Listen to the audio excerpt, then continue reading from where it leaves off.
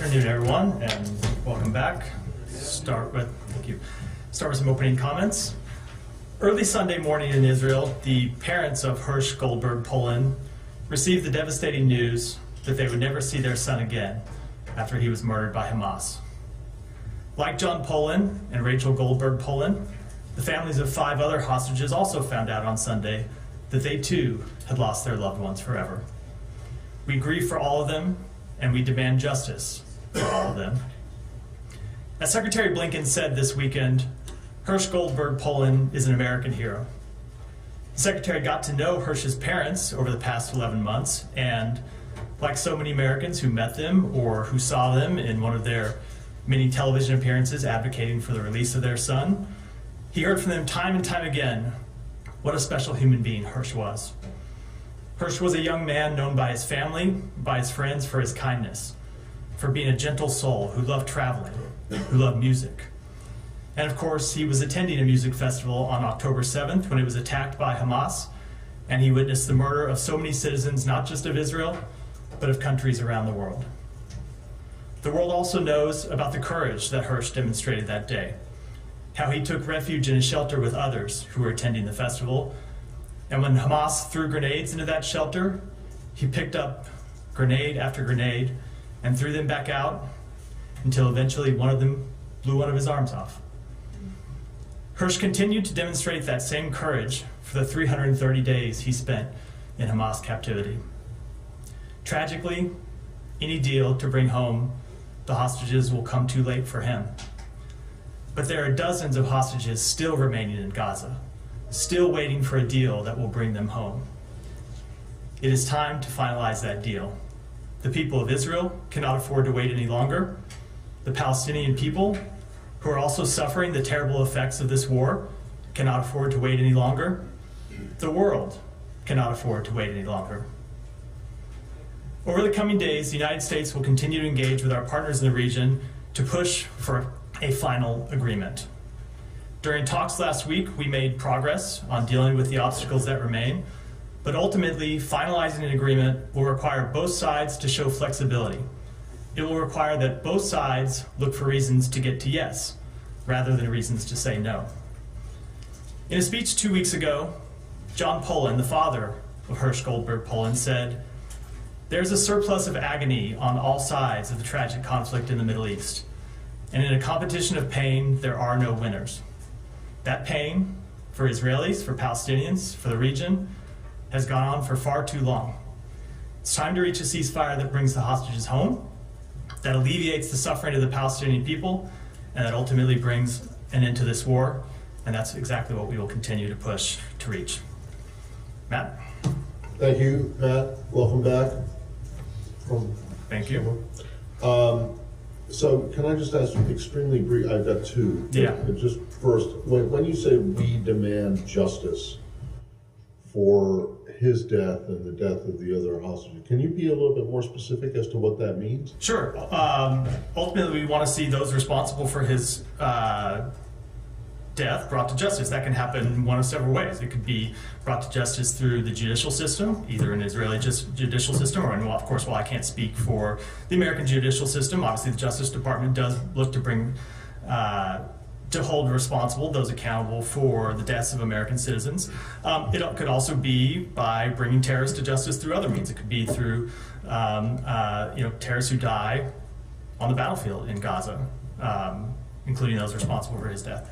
Including but not specifically those responsible for his death. Do you have any hope of finding out who actually was, the individual? I don't know if individuals who were actually responsible for them. I do not know whether we will find out. Yes, I do not know whether we'll find out exactly which individuals were responsible, but ultimately we hold the Hamas leadership responsible for the death of Hersh, the death of the other hostages, as we hold them responsible for the deaths on October 7th, as well as, of course, the individual Hamas members who would have been responsible for this particular murder. But not the Palestinian people? No, of course not. Of course not. Okay, because they are bearing the brunt of what's going on right now, but in your mind, at least, that is not justice. Of course not. Absolutely not. Hostages who were killed. Yeah. Okay. Now, on the talks that you mentioned, can you be I know that you won't get into the specifics of the talks, but can you be as detailed as possible about where these talks are, who is involved in them?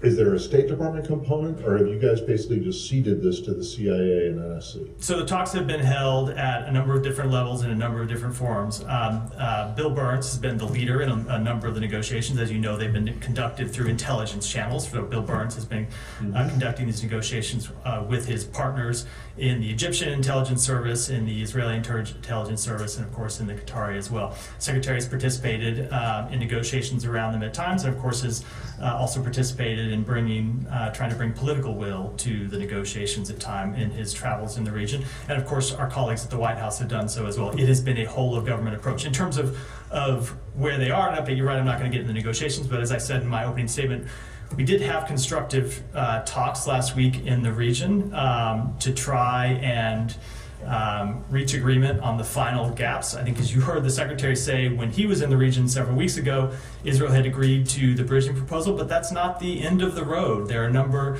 of important implementing details that require agreement to implement that bridging proposal, and that's what we're trying to get agreement on now. Okay, but at this point on September 3rd at 1:30 in the afternoon, 1:31 Eastern time in the afternoon, are there talks going on, and where are those talks happening? I don't believe there are any talks going on today, none that I can speak to on behalf of the State Department, maybe others in the government can speak to, but even when the parties are not in the same room talking back and forth, there's still work that's ongoing. Oftentimes what happens, you've covered negotiations for years, people get in a room and negotiate and then go back to their countries and work on hammering out specifics. And who from the State Department is involved?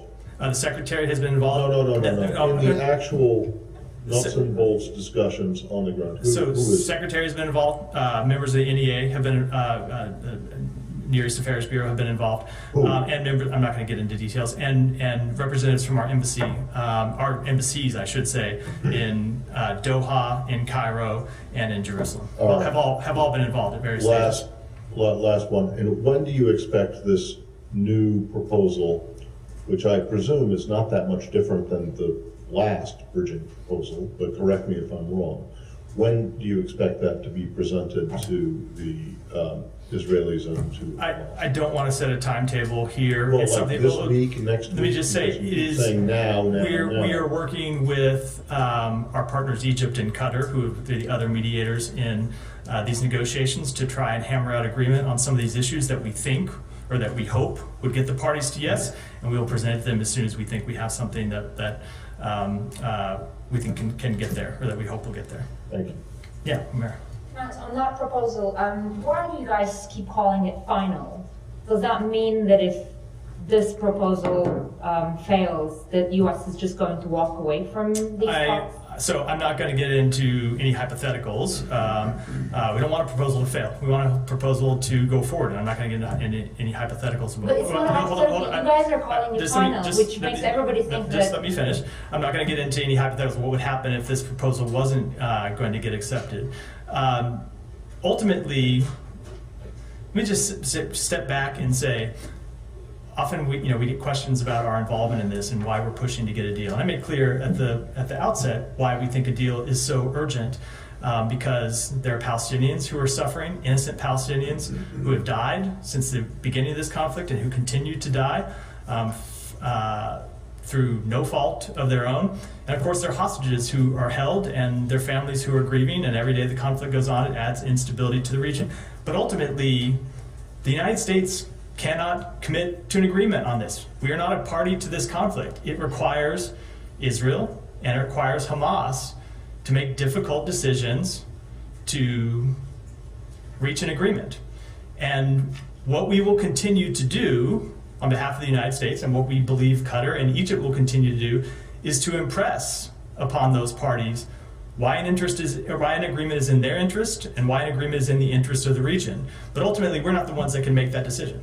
So are you saying that if, for whatever reason, they don't sort of show the flexibility and they don't actually take the deal, that there is a chance the United States... Okay, let me ask this way. Can you rule out that U.S. will stop efforts to achieve a ceasefire and bring the hostages back? So I just don't want... I know where you're trying to go with this, and I do respect it, Humera. I'm not trying to play games with it. I want to take this one step at a time. We are working day and night to try to get an agreement over the line, because we believe an agreement is manifestly in the interest of all the parties involved. We are going to continue to try and get an agreement over the line. We're going to work to put a proposal together with Egypt and with Qatar that we believe both parties should accept, and I will leave it at that for now. In light of what the president said over the weekend, does the U.S. government believe that Prime Minister Netanyahu also share the same level of urgency that you guys have? I will let the Prime Minister speak for himself. We obviously believe this is an urgent matter. One of the things that you heard the Secretary say last time when he was in the region was every day that goes by without an agreement, there are risks. Obviously, one of the risks is region-wide conflict that we've worked to try and avoid. Another risk is the continued loss of innocent Palestinian lives. But one of them, and he mentioned this explicitly, I know you were on the trip, is that hostages could die. And so that's why we continue to push for this urgency, why we continue to push for this deal with such urgency, and we do hope that all the parties to an agreement will share the same urgency. Okay, one final thing. Netanyahu last night reiterated again that Israel won't withdraw from the Philadelphia corridor, which is now the biggest sticking point in this.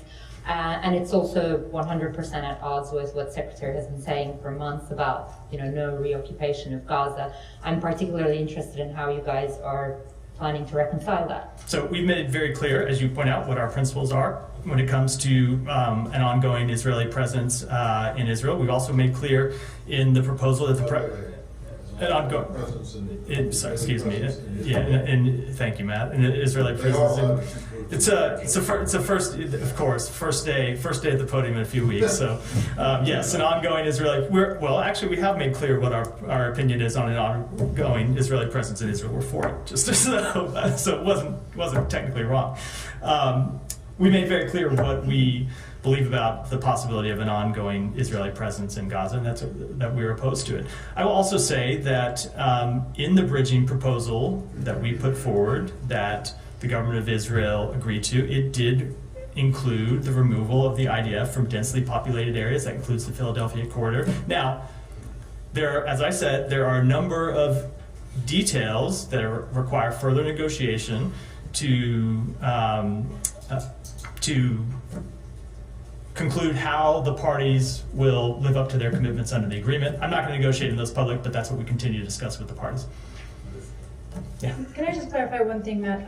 When earlier today the White House denied that it was using the word final to describe any sort of proposal forthcoming from the United States, are you taking issue with that word, or are you characterizing? I did. It was not my word; it's Humera's word, and I'm usually reluctant to take issue with Humera.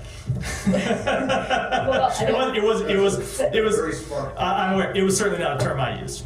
Put it that way. Okay, so you wouldn't characterize whatever is forthcoming as a final or take it or leave it? I said we're going to take this one day at a time, or one step at a time. Okay. On the hang-ups, it's been well reported that virtually the entire Israeli national security establishment disagrees with the Prime Minister that maintaining a presence in the Philadelphia corridor is necessary in order to forestall the resurgence of Hamas fighters. What is the U.S. position on that? Does the U.S. believe that a military presence, permanent, is necessary to forestall that, or does it agree with the defense minister and others in the national security space? So let me say a few things which I think you'll probably find unsatisfying. Number one is that maybe I'll be wrong. Number one, we absolutely believe that it is in the interest of Israel, and it's in the interest of Palestinians in Gaza as well, that Hamas not be able to smuggle arms in across the Philadelphia corridor. That is absolutely in the interest of both parties. But we are opposed to the long-term presence of IDF troops in Gaza. We've made clear that we are opposed to the reoccupation of Gaza. That said, when it comes to the actual details, I'm not going to get into them here. I think you can understand, because this remains the subject of negotiation, how we would get from the proposal that the President put on the table, that the President made public, and through the final stages that we hope that we are in now. It just wouldn't be appropriate for me to discuss those details publicly. I don't mean it as a political question. I just mean it empirically. Like, do you believe the job can be done in the way that the national security establishment in Israel does? I fully understand the question. I just don't think it's important. It is wise or helpful for me to get into those details publicly now. Okay, to follow up on Matt's line of questioning about Hamas leaders being brought to justice, I mean, the president said that Hamas leaders will pay for their crimes. You've walked through what that might look like, but when might that happen, considering you need Hamas's leadership sign off on a potential hostage and ceasefire deal in the near term? So when do you expect this justice and this payment for crimes to be delivered? I'm not going to put a timetable on it, but I think the United States has shown that we have a long memory when it comes to bringing to justice those responsible for the death of American citizens. Okay. Has the U.S. entertained in any serious way a unilateral agreement with Hamas in order to secure the release of American hostages still being held? Our entire focus has been on securing an agreement to get home all the hostages. That, of course, includes the American hostages. Our first priority is always the safety and security of American citizens overseas. That's true when it comes to these hostage negotiations as well. And we are focused on a deal that would bring them home along with all the other American hostages. So there's no consideration being given to a sort of unilateral? We are working on a deal to get all of them home. Okay, I have one more question on the UK's decision to suspend some arms shipments go ahead. to Israel. Has that... You can have 8 questions. I'm sorry. We've all been gone for a while. Fair, we haven't fair. everything on. Has that changed the U.S.'s position on whether international humanitarian rights have been violated in Israel? Is the U.S. rethinking any of its arms exports? No, this is a decision that the United Kingdom made based on its assessment under its own laws. We have our assessments that are ongoing when it comes to looking at possible violations of international humanitarian law, and those continue to be ongoing. Okay, the last we heard of those publicly was in April with the National Security Memorandum. There's been no update since April about the U.S.'s visibility into use of U.S. weapons? No, there continue to be a number of cases that are under review. As you know, it's an ongoing conflict. Oftentimes when it comes to looking at specific cases, there are different accounts that we have to sift through to try to gather information about actually what happened. There are, as I said, a number of incidents that are under review, and those remain under review. I don't have any update on them. Thank you. Maybe another question. When it comes to the UK decision, has the US had discussions with the UK before they came to this decision? What was the US standpoint? We did. They notified us of the decision, and that was basically the extent of the conversation. How does the US feel about it? Is it? The United Kingdom's a sovereign country. It's a decision for them to make ultimately. I mean, obviously, in Israel, they've criticized this. I mean, how do you see this as part of the international pressure in some sort? A message to the Israelis? I don't. I take the foreign minister, someone with whom the secretary has a long relationship, has worked with very closely, at his word. He said this was a legal decision. They had a legal framework that they needed to apply. They applied that legal framework, and it led them to this decision. And it's of course appropriate for them to make their own legal judgments based on their system and their laws. But again, I mean, does this indicate that there could be? You say it's their own independent decision, but could they be onto something? I mean, is this something that could inform potentially how the U.S. would think in the future? No, I think you have to remember that these are different countries with different laws, different systems, and same situation. Same situation, but you apply the facts based on your own legal systems. They came to this conclusion. We have reviews that are ongoing, and I don't want to prejudge what those reviews will conclude, but we are looking at a number of possible violations of international humanitarian law, and we'll make our own assessments based on our own review of the facts and our own judgments on our law as well as international humanitarian law. Let me just go back to one other thing that you mentioned. You said a couple of times flexibility is necessary in reaching this. Prime Minister Netanyahu, his remarks, beyond just the issue of the Philadelphia corridor, but he repeatedly said we're not going to, it's not the time for concessions after what happened, after what Hamas did. I mean, do you think there's flexibility, that there's a willingness to flexibility on both sides? I mean, how did you interpret the Prime Minister? I don't want to get into negotiating in public. We are not calling for Israel in any way, and we have never, throughout these negotiations, called on Israel in any way to compromise its security. We stand by Israel's security. We stand by Israel's right to defend itself. Our commitment to that security is sacrosanct. And we also believe that one of the important steps Israel can take to protect its national security is securing the release of its own citizens, and of course securing the release of American citizens and securing the release of citizens of other countries. And so we're going to continue to push them to get to yes in this agreement, as we know Egypt and Qatar are pushing Hamas to get to yes.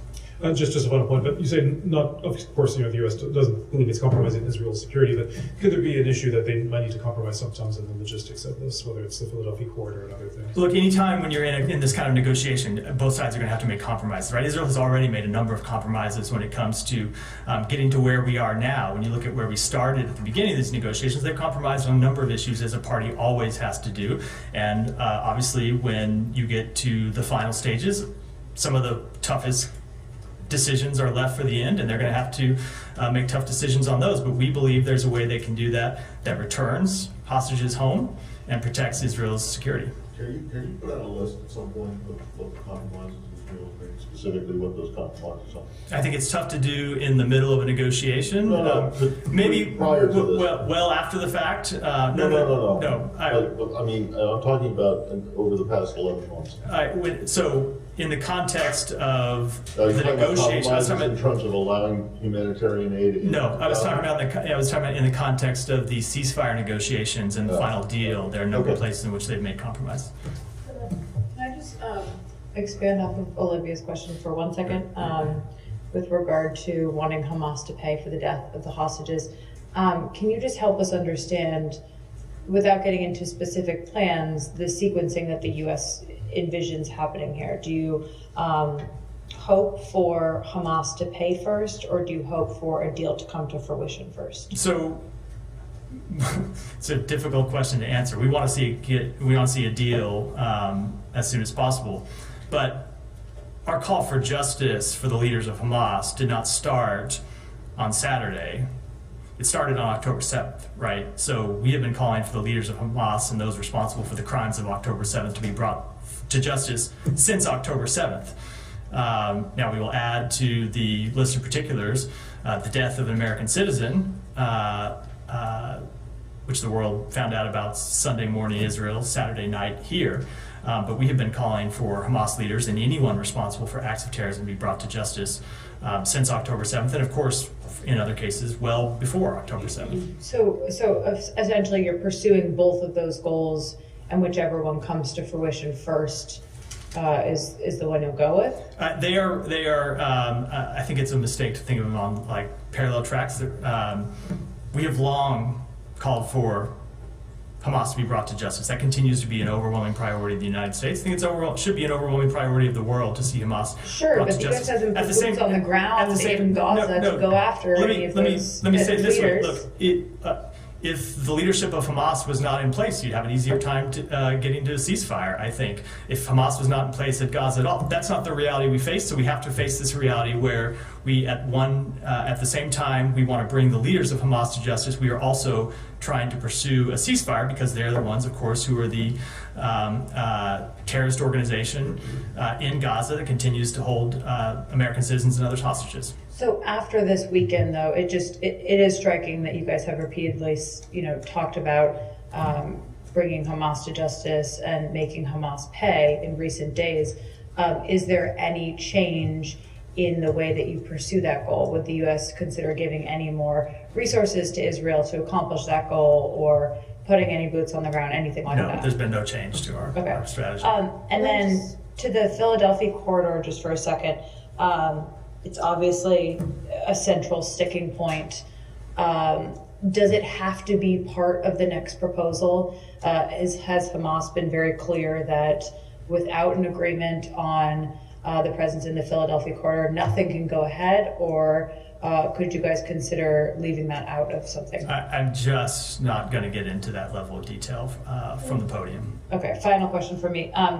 U.S. elections coming up, have you seen any indication that either side, Israel or Hamas, are looking to those elections and factoring into the way that they approach these talks? Not that I'm aware of, no.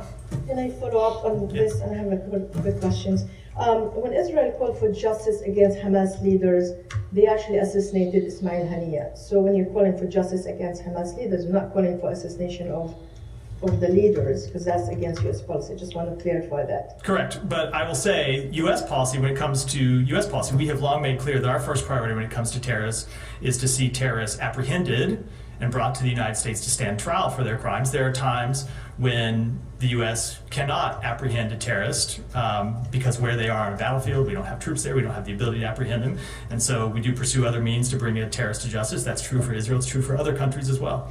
Okay. Well, I guess that's the same with Bin Laden. That's probably what you're referring Correct. to. And many others over the years. Okay. The secretary has been to the region 9 times. Can you tell us what went wrong in his understanding or in the party's understanding of why this agreement could not be reached? Till we're talking now on whether we're using the word final or not. What happened? So I don't think there's anything that happened. As the secretary said when he was there, Israel had agreed to the bridging proposal. We still need Hamas to agree to the bridging proposal, but as I said, I think in response to Humera's question, maybe it was Matt's, the bridging proposal wasn't the end of the road. As he made clear when he was there were a number of implementing details that we needed to reach agreement on to ensure that the parties would adhere to their commitments under the bridging proposal. And we continue to work to get agreement on all those and ultimately to put a proposal forward that we hope can bring the parties to agreement. Hamas spokesman said that they've been given instruction that if an Israeli military operation is conducted to release hostages, they've been given instructions. So I assume is to come in. So this is as a result of the operation that the Israeli did in June that resulted in the release of 3 hostages and the killing of 200 Palestinians. Do you believe, the administration believe, that hostages can be released in any other way but negotiation?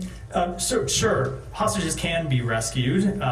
Israel has rescued hostages, and the same with the United States has rescued hostages, not in Gaza, but other places around the world, and other hostages have been rescued. So it's not to rule out the possibility of hostage rescues. They can take place.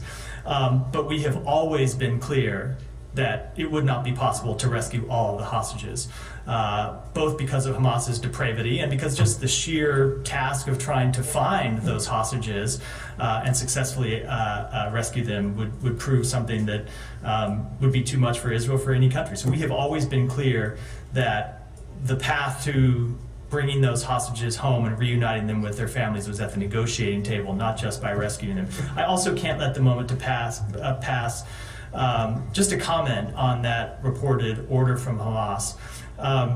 Sometimes we talk about the negotiations between Israel and Hamas and talk about them as two, and people think about them as two equal parties.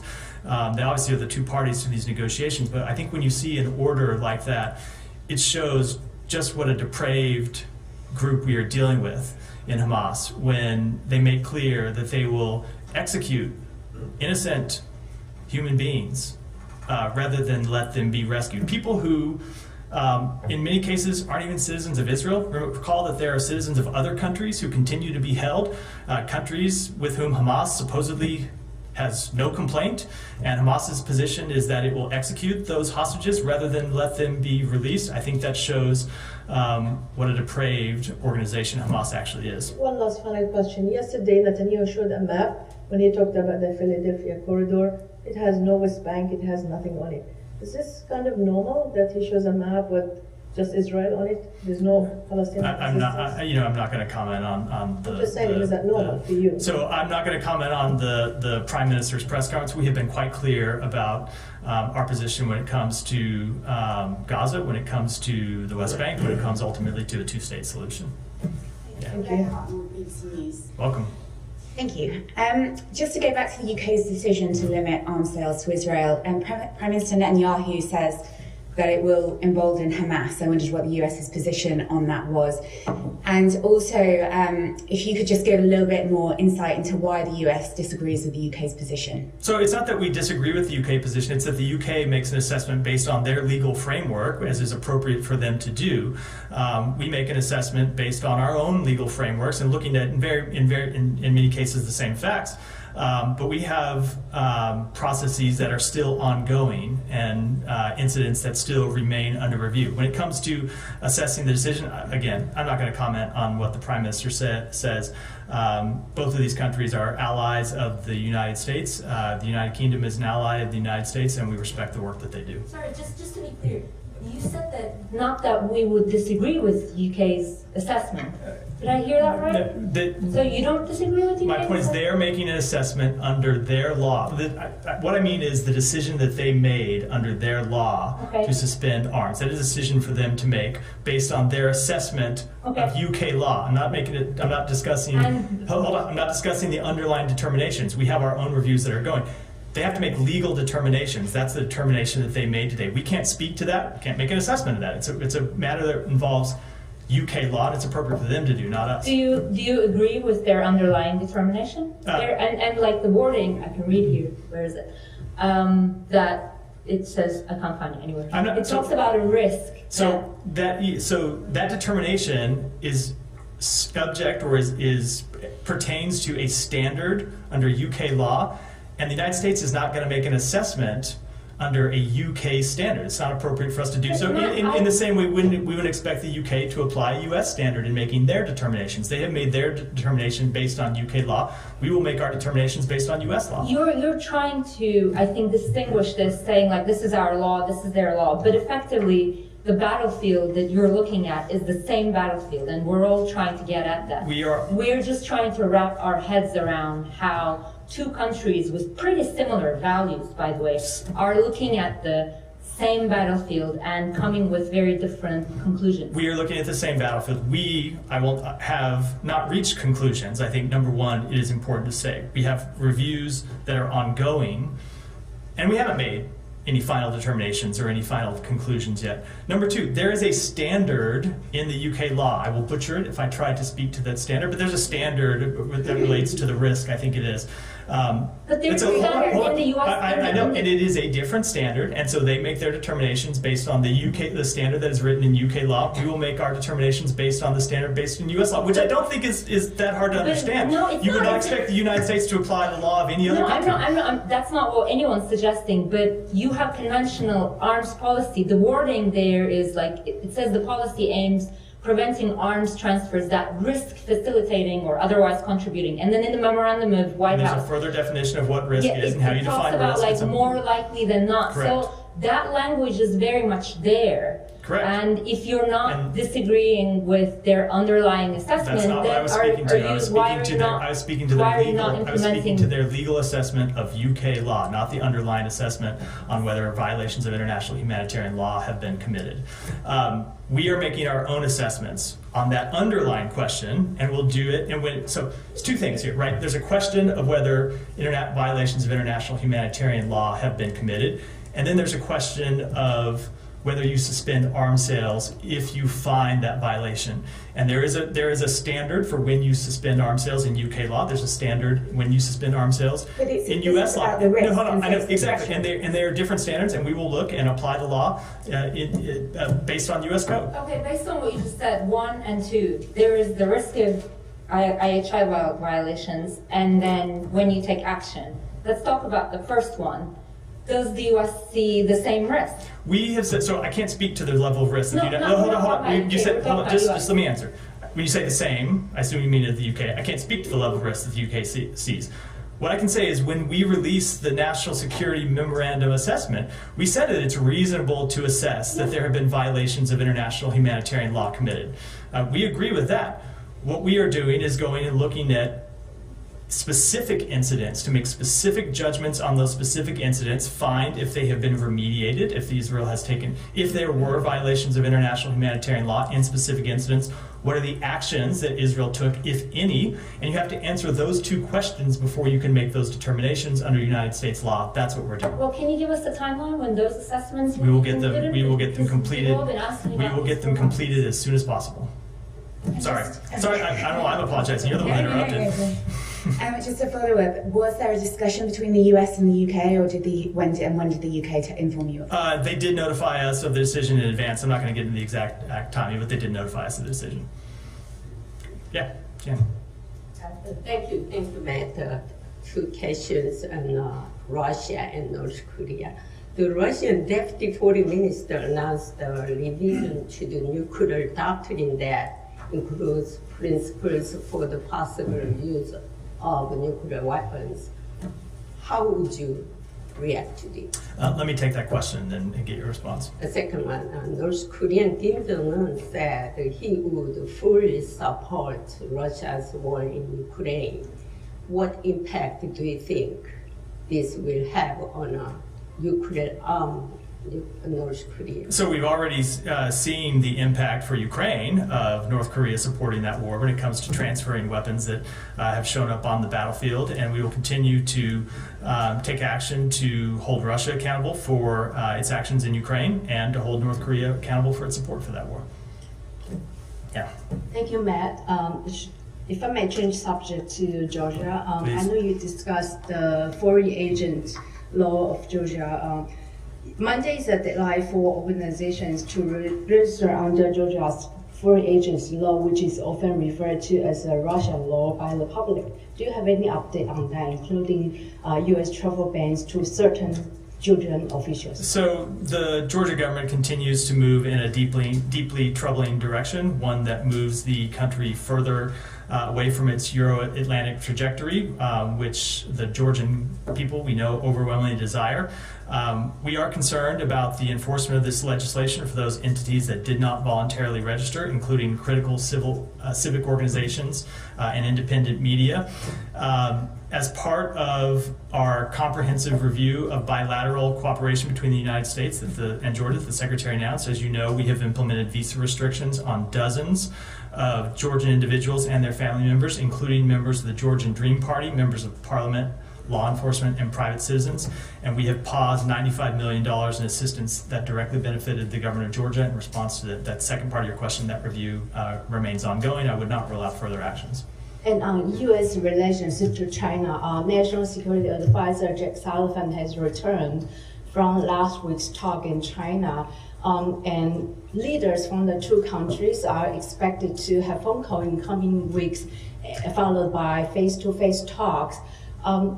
Can you talk about the top items on State Department's agenda regarding the U.S.-China relationship? And then can you give us an idea of high-level communications between the two countries, officials from the two countries look like in September? Yeah, so in terms of issues that will make progress on, there's one overarching issue, and that is ensuring that the relationship between the United States and China, which is probably the most consequential relationship in the world, does not veer from competition into conflict. And that's why the diplomacy that we have been conducting under the President's leadership has been so critical to making sure that where there are areas of differences, we openly discuss those differences and make sure we at least understand where the other one's coming from, even if we can't reach agreement. But then there are other areas in which we hope to make progress, and those are the areas in which the President Biden and President Xi agreed to work together at Woodside in November. So cooperation on counter-narcotics, on sustaining military communications, on talks on AI risk and safety, and strengthening people-to-people exchanges. We look to continue to make progress with China on all of those issues. Related? Yeah. Thanks, Matt. Given what you just said about U.S.-China relations, over the weekend, the Pacific Island Forum removed a version of its communique that referred to Taiwan as a developing partner, which was based on a 1992 agreement allowing Taiwan to play a role in that entity leaders meeting. Now, under pressure from China, that line, reference to Taiwan as a developing partner, was removed from their communique, and a new one has been reposted. I was wondering if the State Department has any, if you have any comments on that. So I won't speak to the decision, to that decision, but of course our One China policy has not changed.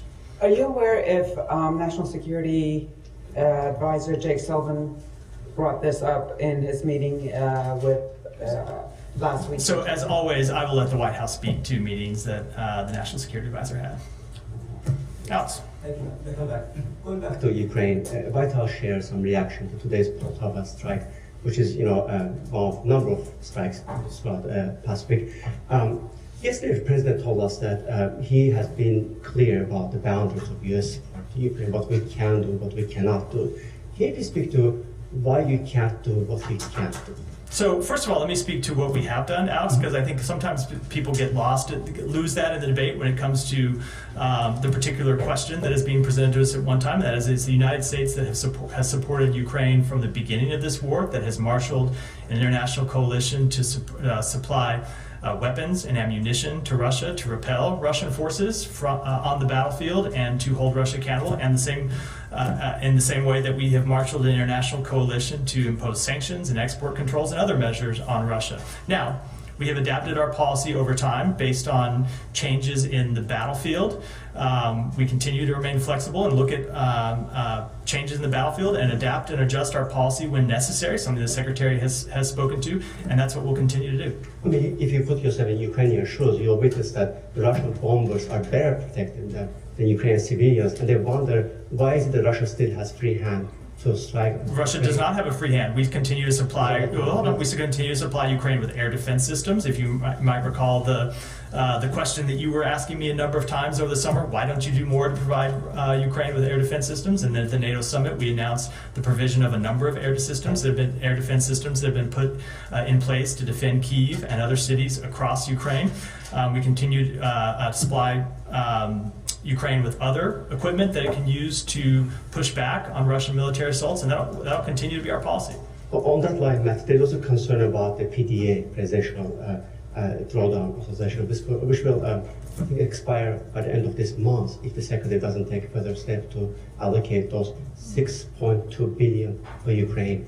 Is the department considering any way to? I'm not going to preview any actions before we take them, but I think one thing that you have consistently seen from this administration is a steady provisioning of lethal equipment to Ukraine throughout this war, and that will continue. But last year you did that 1.75 billion expire. And as I said, I'm not going to. I'm not going to speak to any decision. If you look at the totality of our assistance, the billions of dollars that we have provided in security assistance, including in the time period which you discussed, I think it's pretty hard to question our commitment. Alex. One more for me, if I may. Mongolia is failing to execute the ICC arrest warrant for Putin.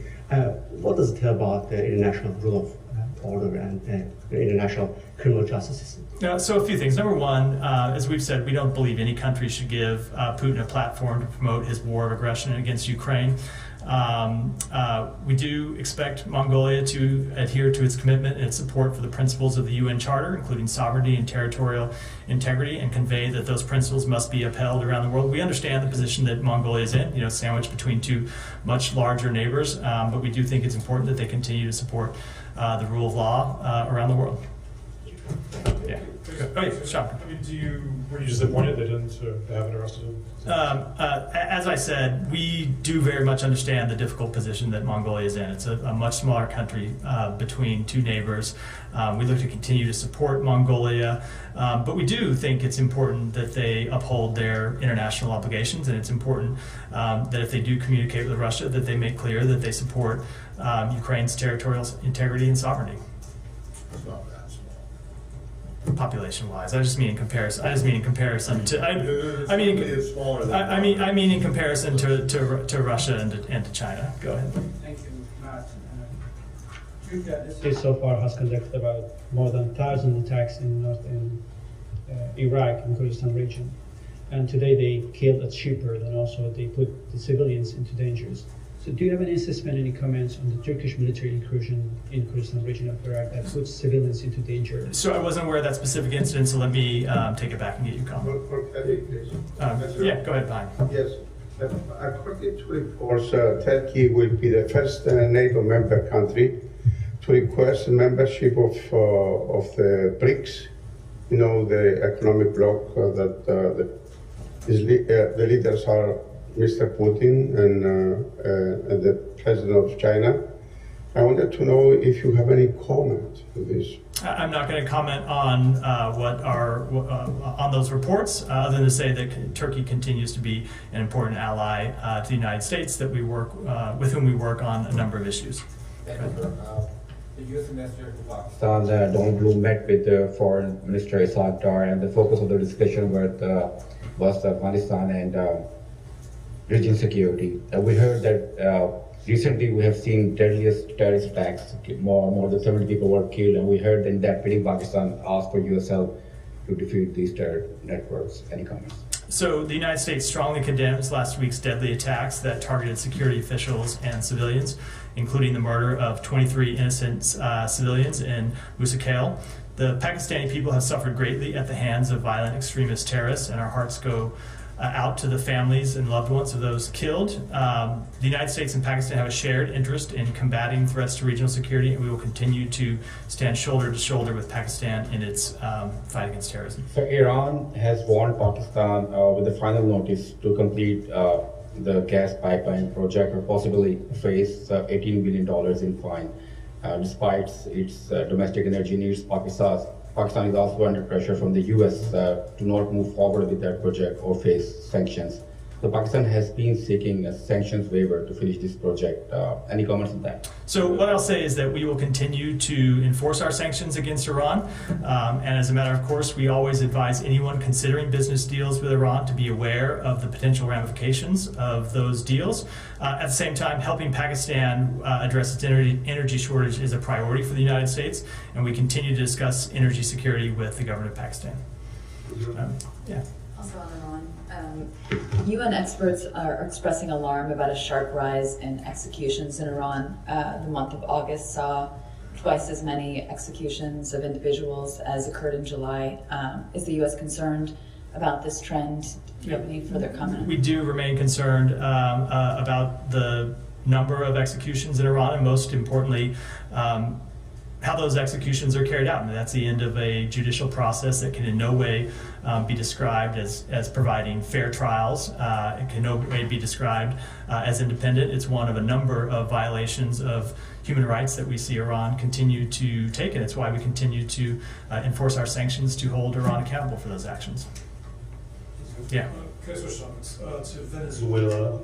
I know that Kirby had some reaction earlier on the arrest warrant for the presidential candidate for I wanted to ask you about that, but also wanted to ask you about the seizure of President Maduro's airplane in the Dominican Republic. I'm sure that's a Department of Justice issue, but how do you see that in the current context of what's happening in Venezuela? Do you see this as an aspect of pressure at all? How do you expect Maduro to respond to this? What are you looking for? Yeah, so first with respect to the first question, so we do condemn the arrest warrant for Edmundo Gonzalez for allegedly inciting violence. And I would note that it's not just the United States that's condemning this arrest warrant, it's countries in the region, Argentina, Costa Rica, Guatemala, Paraguay, Peru, the Dominican Republic, and Uruguay, who have all condemned this unjustified arrest warrant. The arbitrary and politically motivated action demonstrates the extraordinary lengths to which Nicolas Maduro will go to try and maintain power following his attempt to steal the July 28th presidential election. And when it comes to the seizure of the plane, so what I would say is that the United States enforces its sanctions, and we're always going to enforce our sanctions. And so I would look at this less related to the election itself and more about the consequences that Maduro needs to continue to feel for his illegitimate and repressive anti-democratic actions. So those are actions for which he has been sanctioned. I'm not talking about with respect to the election, that we have sanctioned him over the years. So we have imposed sanctions on Maduro and his regime for their anti-democratic actions.